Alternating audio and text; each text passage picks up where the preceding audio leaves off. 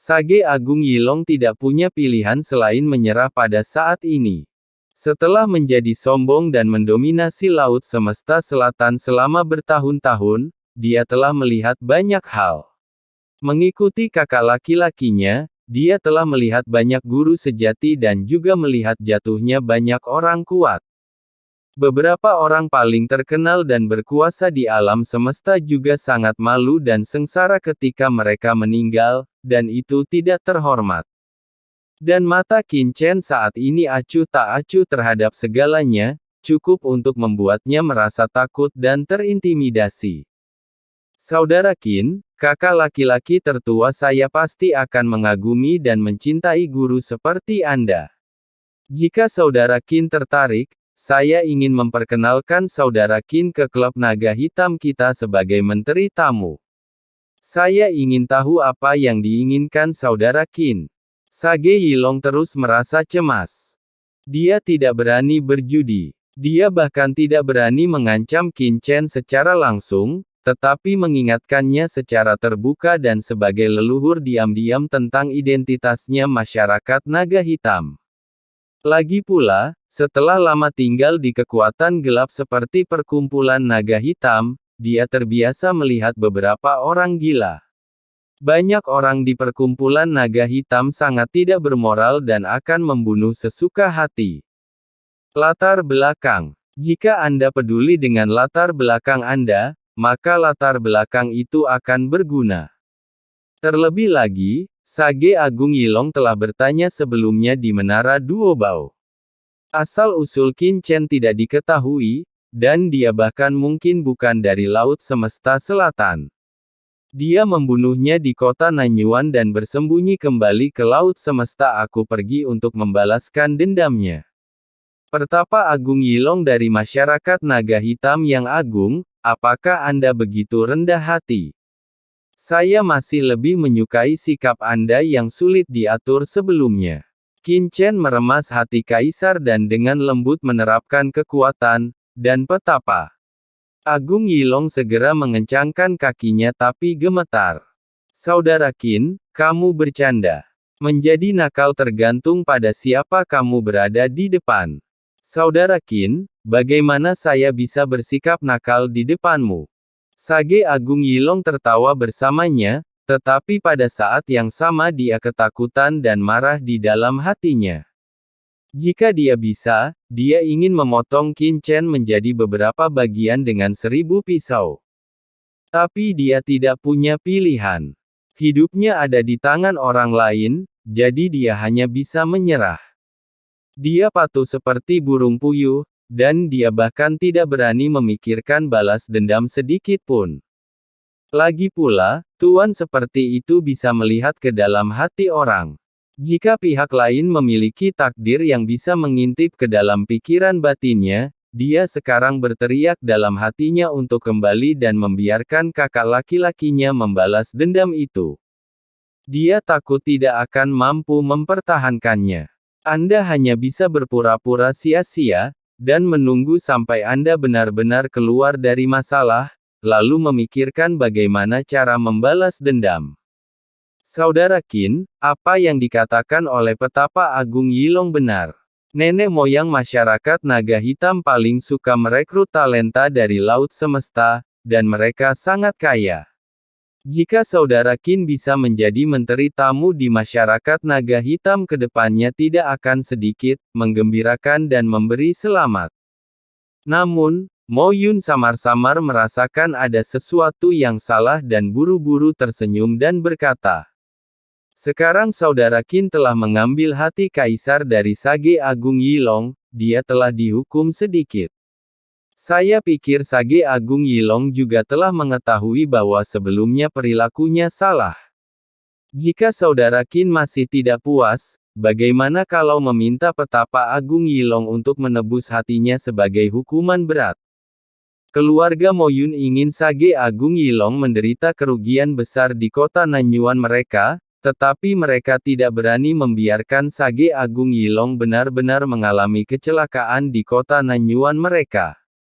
Penebusan hati kaisar. Sage Agung Yilong terkejut, dan dia segera teringat informasi yang dia peroleh dari menara Duobao. Sepertinya pria di depannya suka mengambil hati orang dan membiarkan mereka menebusnya. Iya, ya, bagaimana aku bisa melupakan ini? Petapa Agung Yilong buru-buru berkata, hati kaisar ini adalah piala saudara Qin. Menunjuk saudara Qin sebagai menteri tamu naga hitam saya adalah satu hal. Tetapi menebus hati kaisar saya adalah satu hal. Dengan cara ini, saya bersedia melakukannya membayar 10 juta kristal kaisar untuk menebus hati kaisar saya. Saya ingin tahu apa yang diinginkan saudara Qin. Qin Chen tidak mengatakan apapun. Sage Agung Yilong tiba-tiba menjadi cemas, 10 juta tidak cukup. Bagaimana dengan 15 juta? Kalau tidak, bagaimana dengan 20 juta? Saat dia berbicara, Petapa Agung Yilong langsung mengeluarkan harta karun luar angkasa, ada 20 juta kristal kaisar di dalamnya. Saya harap saudara Qin akan menerimanya dan mengembalikan hati kaisar kepada saya. Patah. Harta karun luar angkasa jatuh ke tangan Qin Chen. Dan memang, ada 20 juta kristal kaisar di dalamnya. Sage Agung Yilong memandang Qin Chen dengan gugup. Namun, Qin Chen masih tidak mengatakan apapun. Petapa Agung Yilong mengertalkan gigi dan berkata, Saudara Qin, dalam hal ini, saya masih memiliki 8 juta kristal kaisar di sini, dan saya akan memberikannya kepada Anda juga. Saya hanya membawa begitu banyak kristal kaisar bersama saya. Jika saudara Qin menginginkan lebih, Anda dapat ikuti saya kembali ke klub naga hitam, dan saya jamin saudara Qin tidak akan kehilangan sepotong kaisar kristal. Jika saudara Qin tidak bersedia, saya dapat mengirim seseorang ke kota Nanyuan dan memberikannya kepada saudara Qin. Saya hanya meminta saudara Qin untuk mengampuni hidup saya. Sage Agung Yilong mengeluarkan 8 juta kristal kaisar terakhir dengan sikap rendah hati. Bukannya dia tidak ingin mengeluarkan lebih banyak kaisar kristal, hanya saja dia hanya memiliki begitu banyak. Melihat postur Sage Agung Yilong, semua orang tercengang, sementara Master Pavilion Abadi Chu Yueli dan yang lainnya hanya bisa menghela nafas. Saya selalu mendengar bahwa pemimpin ketiga dari Black Dragon Society, Great Sage Long, adalah pembunuh, mendominasi, dan penuh kejahatan, tetapi ketika mereka melihatnya hari ini, semua orang diam-diam mengaguminya. Anda bisa membungkuk dan meregangkan. Jika dipikir-pikir, jika itu adalah mereka, banyak orang tidak akan bisa kehilangan muka dan berperilaku sedemikian rendah hati. Haha, saudara Qin, Sage Ang Yilong telah menyerahkan begitu banyak kristal kaisar kali ini. Saya khawatir membelikannya sepotong hati kaisar sudah cukup. Ayo, mari berjabat tangan dan berdamai. Hari ini, saya, penguasa kota, akan mengadakan jamuan makan secara langsung. Sebelum Qin Chen dapat berbicara, Mo Yun sudah tersenyum, wajahnya penuh kehangatan dan angin musim semi. Dia tahu betul karakter Great Sage Yilong, dan itu adalah langkah tak berdayanya untuk menyerahkan 28 juta kaisar kristal. Selain itu, di bawah pengawasan banyak orang, cepat atau lambat berita itu akan menyebar ke seluruh alam semesta selatan laut, jadi konflik antara masyarakat naga hitam dan Qin Chen akhirnya diselesaikan. Dengan temperamen dari Yilong Great Sage dan Black Dragon Society, masalah ini hanyalah permulaan, dan saya khawatir ini tidak akan diselesaikan dengan mudah. Namun, bagaimanapun juga, keluarga Mo Yun telah keluar dari masalah ini, yang cukup untuk menjauhi masalah ini. Sekarang masalahnya sudah selesai, Qin Chen punya cukup langkah untuk turun. Saya khawatir masalah ini akan selesai. Bagaimanapun, orang ini punya nama dan keuntungan. Pemilik gedung Tianwei di sampingnya menghela nafas emosi. Dalam sekejap, 28 juta kristal kaisar tersedia, yang sebanding dengan seluruh keuntungan cabang paviliun abadi kami di kota Nanyuan selama beberapa zaman. Chu Yueli juga menghela nafas. Paviliun abadinya sangat kuat di alam semesta. Dia telah beroperasi di kota Nanyuan selama bertahun-tahun dan telah menghasilkan banyak uang. Tapi sekarang sebagai perbandingan, di hadapan pembangkit tenaga listrik yang sebenarnya, apa keuntungan dari cabang paviliun abadinya berarti? Di antara semua orang, hanya Saroye yang melihat hati Kaisar Agung di tangan Qin Chen dan merasa sedikit menangis. Seperti apa rasanya hati seorang Kaisar Puncak? Jadi, bagaimana menurutmu, Saudara Qin? Mo Yun berkata sambil tersenyum, kalian berdua adalah pahlawan di antara manusia, dan istana tuan kota kami juga sangat makmur. Sedih. Qin Chen tiba-tiba mengatakan sesuatu. Apa? Mo Yun terkejut, seolah dia tidak mendengar dengan jelas. Saudara Qin, apa yang baru saja kamu katakan adalah...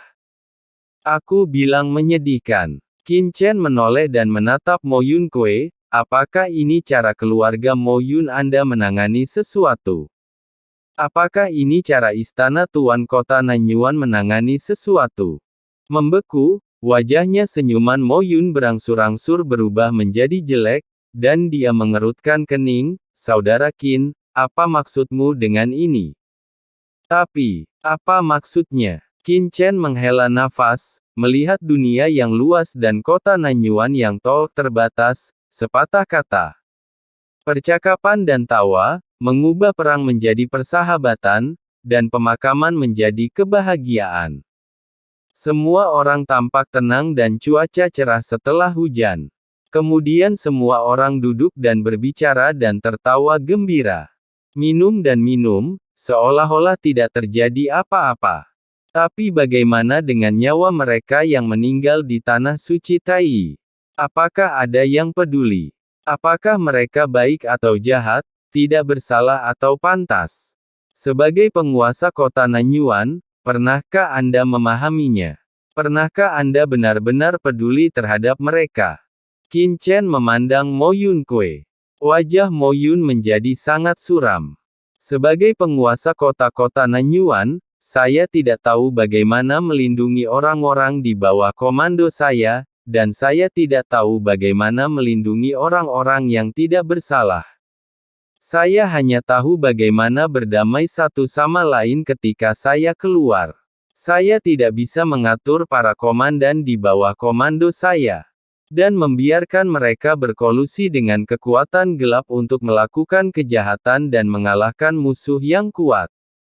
Ketika hal itu terjadi, dia tidak dapat melindungi kepentingan rakyat, dan bahkan ingin melenyapkan orang yang berkuasa di kotanya tanpa alasan. Sedih, konyol, memalukan. Qin Chen memandang orang-orang yang tak terhitung jumlahnya di sekitarnya, dan suaranya menggelegar di seluruh kota Nanyuan. Tanyakan pada diri Anda. Kualifikasi apa yang dimiliki keluarga Mo Yun Anda untuk bertanggung jawab atas istana tuan kota di kota Nanyuan? Sebuah keluarga yang tidak dapat melindungi rakyat dan melindungi kepentingan rakyat. Bagaimana Anda bisa terus mengatakan bahwa Anda dapat mewakili seluruh kota Nanyuan? Ledakan. Kata-kata Qin Chen seperti guntur, bergema di kota Nanyuan dan mencapai telinga semua orang. Di kota Nanyuan, banyak orang tanpa sadar mengepalkan tangan mereka. Karena kata-kata Qin Chen sangat menyentuh hati mereka.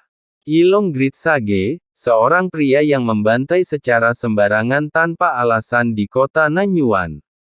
Sebagai penguasa kota, Mo Yun tidak hanya tidak menghukumnya, tetapi terus memaafkannya dan bahkan memohon kepada Qin Chen yang menangkapnya. Kualifikasi apa yang dimiliki orang tersebut untuk menjabat sebagai penguasa kota-kota Nanyuan? Semua orang diam, tidak ada yang berbicara, tetapi mata semua orang tertuju pada saat ini, diam-diam mengungkapkan protes. Sage Agung Yilong memiliki latar belakang yang kaya dan berasal dari masyarakat naga hitam yang menakutkan, tapi lalu kenapa? Sebagai penguasa kota-kota Nanyuan, bahkan jika Anda tidak berani menyinggung kekuatan di belakang Sage Agung Yilong, Anda tidak boleh berdiri di sisi Sage Agung Yilong untuk menjadi perantara baginya dan menjadi anteknya.